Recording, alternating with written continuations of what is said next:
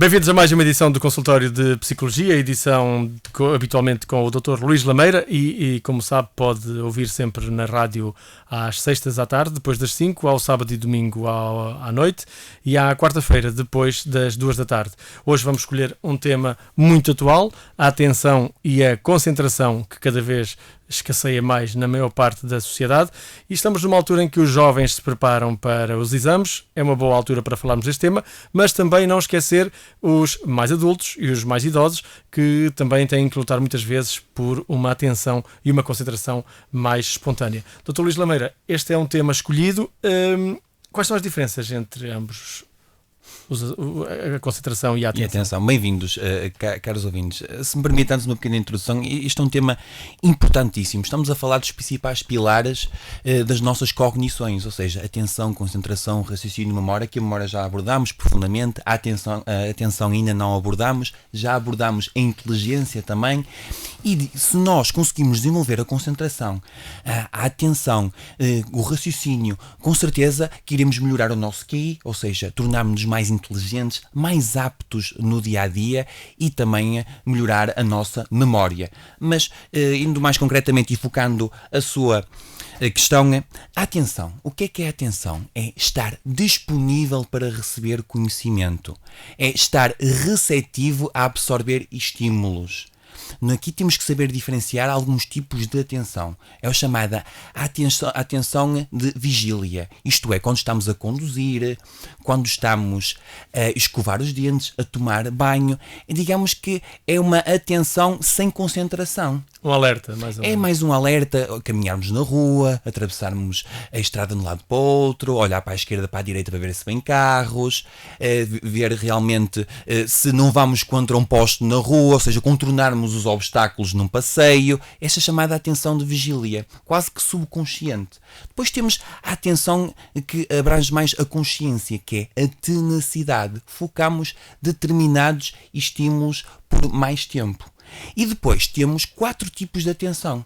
Temos a atenção dividida, que é fazermos 2 ou mais coisas ao mesmo tempo, as chamadas multitarefas, as pessoas que realizam 2 e 3 atividades com grande facilidade ao mesmo tempo, como por exemplo estar a ouvir a onda viva e a conduzir ao mesmo tempo. É possível realmente realizar essas 2 atividades, não com um nível de concentração profunda, mas é possível.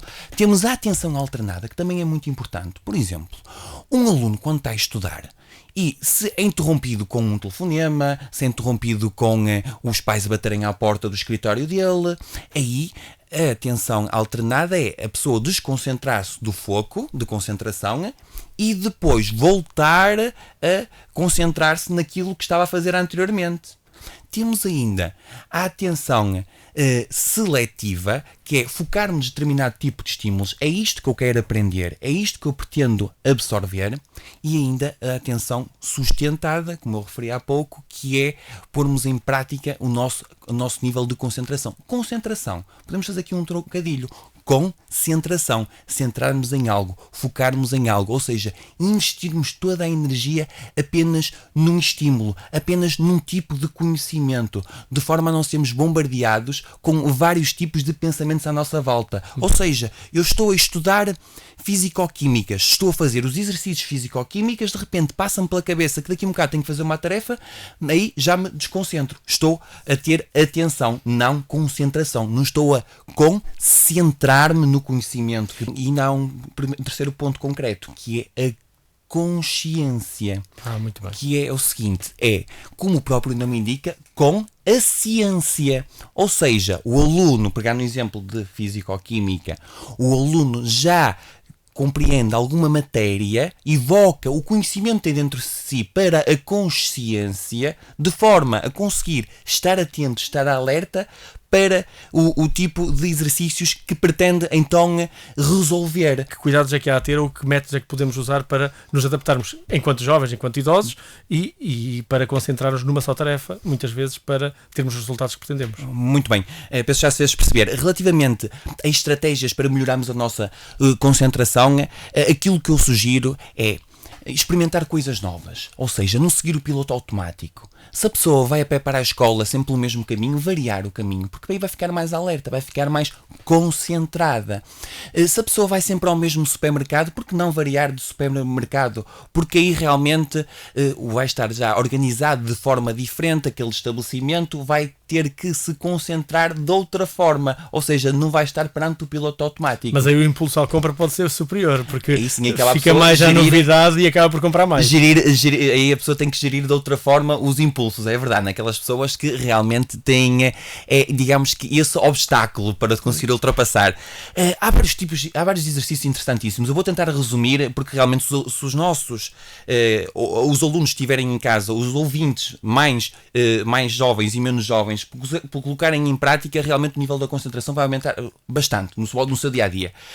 Para já, as questões básicas. O dormir bem é importante, uma boa alimentação, com base, por exemplo, frutas frescas, peixe, que tem um chamado ômega 3, que aumenta o nosso nível de concentração, e também exercícios bastante simples, passo a referir. Por exemplo, soletrar em voz alta as palavras ao contrário. Por exemplo, leão, le. É interessante porque aí a pessoa vai se concentrar na palavra ao contrário, vai desenvolver os vários níveis de concentração e a rapidez de raciocínio também. A pessoa pode, por exemplo, antes de se deitar todos os dias, focar-se num objeto durante 3 minutos à sua frente, que esteja na parede, um objeto com um diâmetro de cerca de 5 cm. Ao focar-se nesse objeto durante 3 minutos, não pensar em mais nada. Outro tipo de exercício que a pessoa pode realizar, a pessoa pode realizar jogos de tabuleiro, o xadrez, as damas, que aumenta o nível de concentração, abstrai-se da realidade à volta. Há exercícios bastante interessantes, como, por exemplo, pegarem 2 moedas, uma de 20 cêntimos e outra de 1 euro, olhar para elas durante cerca de 1 minuto, depois tapá-las com papel e desenhá-las. Depois fazer uma comparação. No segundo passo desse exercício é novamente olhar para as moedas, colocá-las num saco e imaginá-las a partir do tato e tentar descobrir qual é de 20 cêntimos e qual é que é de 1 euro. Com certeza que irá melhorar o nível de concentração. É ainda importante referirmos que determinado tipo de auxílios tecnológicos poderão não ser propícios para o desenvolvimento da concentração. Por exemplo, a calculadora, o GPS, porque se ao utilizarmos o GPS não vamos desenvolver uma parte importante Estamos à espera que nos dê informação e não vamos procurá-la, não é? Correto, que é a nossa concentração espacial, a forma como nós nos orientamos. Se nós verificamos no dia-a-dia pessoas que vêm ter connosco, falamos regularmente de cafés, amigos, colegas, trabalho, conhecidos, muitas vezes até se perdem no shopping, correto? Nos centros comerciais. Portanto, não nos podemos acomodar. O cérebro é um músculo fantástico, só que realmente necessita de novos estímulos. E estes exercícios são importantes porque nós sabemos que quanto mais a pessoa exercitar o cérebro, menos probabilidade terá de desenvolver doenças neurodegenerativas, como por exemplo o Alzheimer. E só um ponto importante, daqui a 20 a 30 anos, eu já referi isto há 3 semanas atrás, grande parte da população portuguesa poderá estar na presença de um diagnóstico de Alzheimer, se não tiver a tomar, neste caso, as devidas precauções. Doutor, e então diga-me, para os estudantes, o yoga, portanto, é importante para a concentração, para ajudar a concentração. O yoga é importantíssimo para a concentração e para o raciocínio. A partir do yoga, a pessoa consegue desenvolver o otimismo. E não é só o yoga que é importante. Os exercícios de meditação são importantes porque nós conseguimos esvaziar o nosso cérebro dos tais pensamentos irracionais, aqueles pensamentos automáticos que não conseguimos controlar. Quando uma pessoa está a estudar, é natural que venham pensamentos irracionais de preocupação. Ora bem, o teste amanhã, como é que vai correr, se vai correr bem, se vai correr mal, e aí já vai influenciar a performance do estudo. E é importante a pessoa perceber que através de estratégias ligadas ao yoga, à meditação, outro tipo de estratégias mesmo orientais, é possível combater esses pensamentos irracionais. Na concentração, há um fenómeno muito importante que pode ser auxiliado com o yoga, que é chamada morte psicológica. A pessoa concentra-se numa tarefa, de repente é bombardeada por outro tipo de pensamentos e vai tentar fazer com que haja morte psicológica naqueles pensamentos que não interessam ao nível da concentração, naquele momento exato em que a pessoa está focada num estímulo ao nível da informação. É importante referir ainda que, com base nisto que eu acabei de referir, para potenciar a concentração e o raciocínio, a pessoa tem que desenvolver o otimismo. Mas para desenvolver o otimismo, a pessoa necessita de ser grata. Isto também baseia-se na cultura do yoga. A gratidão, o que é que isto é? É, quando alguém está com dificuldade de se concentrar e preocupada com determinadas questões da sua vida, faça uma lista das 10 coisas boas que aconteceram no seu último ano. É importante, ou seja, o ser grato não é estar acomodado. O ser grato é perceber que já atingiu determinadas etapas. É agarrar-se, no fundo, aos pontos positivos. E agarrar-se aos pontos positivos para depois, no futuro, conseguir enfrentar também determinados obstáculos. Ora bem, se há 3 meses atrás consegui ultrapassar aquele obstáculo, porque é que eu não vou conseguir ultrapassar este obstáculo agora? Isso é importante para esvaziarmos aqueles impulsos que vêm, aqueles pensamentos irracionais e automáticos que vêm à cabeça quando nos estamos a concentrar, ou seja, estamos a esvaziar o que não interessa. Estamos normalmente aí a falar, falamos dos jovens e agora dos quarentões, cinquentões, sessentões. Que estratégias é que podem para, já não será tanto o ensino e a escola, mas que estratégias poderão usar para a concentração, dado que isso também ajuda a qualidade de vida? Ler e escrever é essencial. Eu sugiro, quando queiram escolher um livro, não ler um livro demasiado difícil, mas também não ler um livro demasiado fácil. Penso que isso é importantíssimo. E ao escrever, estamos a nos concentrarmos num tema em concreto, estamos a desenvolver a nossa imaginação, e a imaginação é importantíssima a esse nível. Muitas vezes nós associamos o idoso ao pessimista, ao deprimido, e sabemos que a depressão também está a aumentar nos idosos. E o que é que isto tem a ver? Tem tudo a ver. Porquê? Porque nós, para nos concentrarmos, ao esvaziarmos, como eu falei da gratidão nos mais jovens, agora falo nos acontecimentos menos bons que aconteceram ao nível de um idoso que ele se recorda e que está com dificuldade em concentrar-se. Lembre-se, a pessoa menos jovem que não os ouve em casa, em cada acontecimento menos positivo, há sempre um lado bom. E é esse lado bom que a pessoa tem que explorar no seu dia-a-dia. A música clássica é essencial para a pessoa, por exemplo, menos jovem, se conseguir concentrar nos mais idosos. Sabemos que a pessoa, ao ouvir música clássica, desenvolve determinadas partes do cérebro ao nível do lóbulo frontal, o que proporciona uma maior concentração. E mesmo o mastigar uma pastilha elástica possibilita-nos desenvolver até 8 zonas do cérebro responsáveis por aumentarmos o nível de concentração, raciocínio e memória durante sensivelmente 30 a 40 minutos. Importante para nos concentrarmos em casa. Por isso, agora, até lhe fosse uma brincadeira, o Jorge Jesus deve ter muita concentração, está sempre a mastigar chicletes.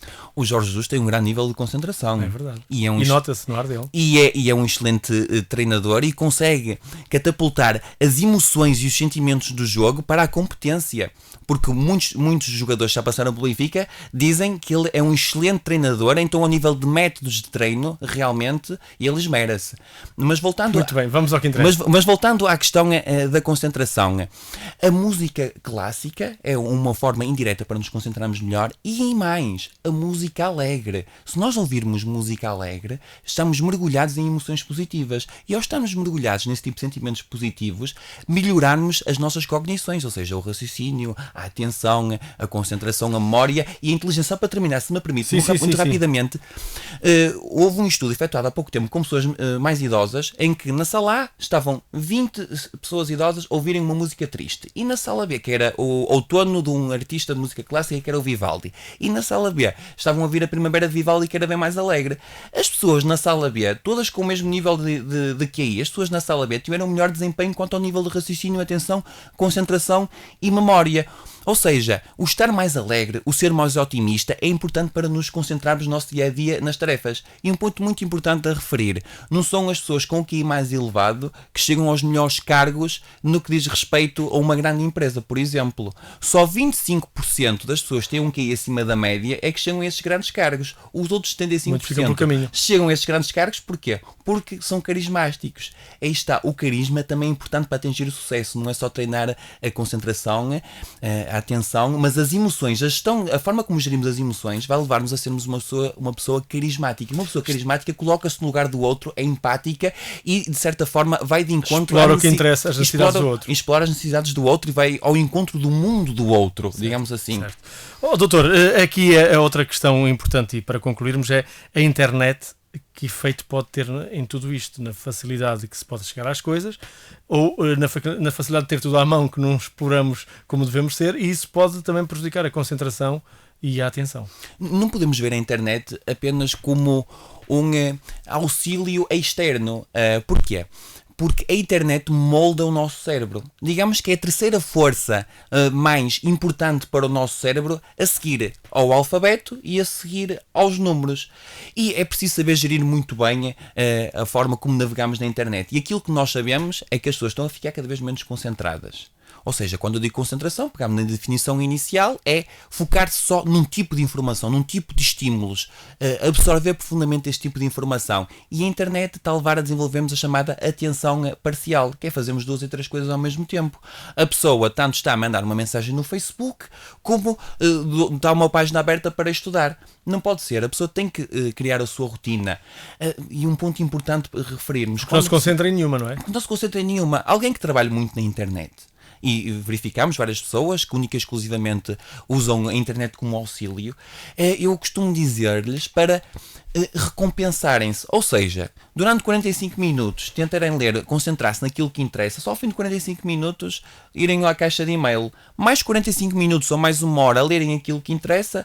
Bora lá 5 minutos então ao Facebook. É importante usar a recompensa no nosso dia-a-dia para nos concentrarmos e para o nosso raciocínio. O que é que a internet está a levar? Está a levar a que desenvolvamos apenas uma memória a curto prazo. Ou seja, vemos uma página 10 a 20 segundos, os estudos indicam-nos que a maioria das páginas são vistas, o tempo de visualização é 10 a 20 segundos e em cada 20 só uma é que a pessoa explora mais de 2 minutos. Portanto, a pessoa está cada vez mais desatenta, mas há pontos importantes. E quer ver coisas mais superficiais. E ao ver coisas mais superficiais, depois tem dificuldade em ler um livro profundamente, mesmo quando lhe é solicitado ao nível do trabalho, mesmo que queira realizar para o seu desenvolvimento interno, autoestima e realização pessoal.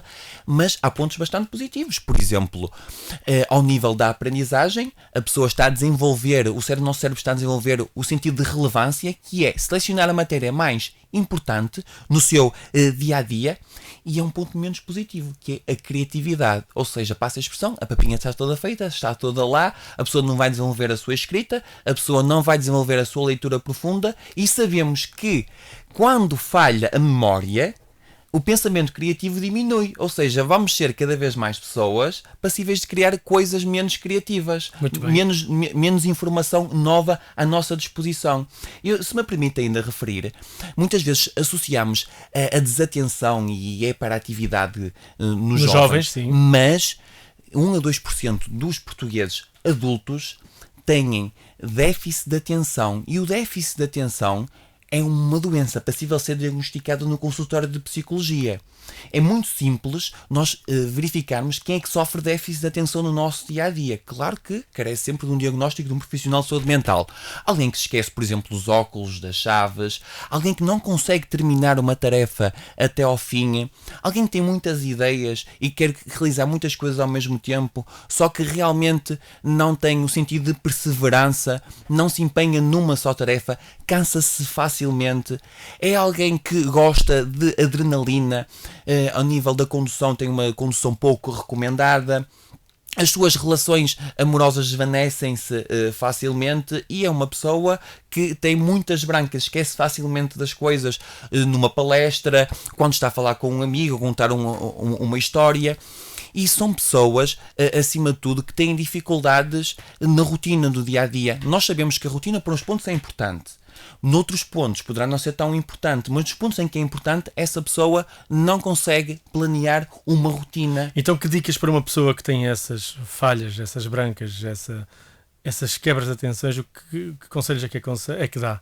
Não procrastinar, ou seja, não deixar para depois aquilo que pode fazer antes. Andar sempre com uma agenda e gerir o tempo da melhor forma. Se a pessoa conseguir gerir bem o tempo, com certeza que irá atingir o sucesso. Para já aplicar alguma das estratégias de concentração que eu acabei de referir. A estratégia das moedas, focar 1,3 minutos todos os dias, etc. Segundo ponto, o ser grato também é importante para gerir as suas emoções. São pessoas muito emotivas, muito extrovertidas e realmente são fracos ouvintes. Só gostam de ser eles a falarem e não gostam de ouvir as histórias dos outros. E acima de tudo, andar sempre com uma agenda, ou seja, prioridades. Chegar a casa, o que é mais importante fazer? Vamos realizar as atividades que são mais importantes. Logo após que sejam realizadas as obrigações, vamos então focar-nos no lazer, correto? E se não houver possibilidade do lazer, realmente vamos utilizar a estratégia dos 3 8 que utilizam os dinamarqueses, e com certeza que a nível económico estão melhor que nós, que é 8 horas para trabalho, 8 horas para diversão diversão e 8 horas para dormir. Com estes 3 eixos é possível gerir a nossa vida, o nosso cotidiano. Muitas vezes, se calhar, a pessoa tem que trabalhar 10 horas, diverte-se 6 ou diverte-se 4, ou se calhar nesse dia até não se diverte nenhuma, mas no dia seguinte, com certeza que já estará mais descansada, consciência tranquila, para poder aproveitar da melhor forma esses impulsos agradáveis e de ócio. Muito bem, vamos então ao pensamento da semana para concluir. Tudo é uma questão de concentração e de confiar em si mesmo, e daí que surge também o equilíbrio, não só físico, mas também mental. A confiança é um ponto importante para a concentração. E agradeço a presença do Dr. Luís Lameira mais uma vez. Dr. Luís Lameira, quem precisar da sua ajuda em termos profissionais de psicologia, o que pode fazer? Podem contactar-me para o número 91500 24 56. Estou disponível para atendimento psicológico no Porto, junto ao Hotel Vila Galé e também junto à estação de metro do Campo 24 de Agosto e também em Barcelos, na freguesia de Manhente. Muito bem, terminamos aqui mais uma edição do Consultório de Psicologia. Recordo que voltamos na próxima semana, é sempre à sexta-feira depois das 5, ao sábado e domingo à noite e às segundas, às quartas depois das 2. Na Onda Viva TV está em permanência, em radioondaviva.pt, Onda Viva TV e adira a Consultório de Saúde. Estamos à sua espera. Até lá a semana, se os quiser.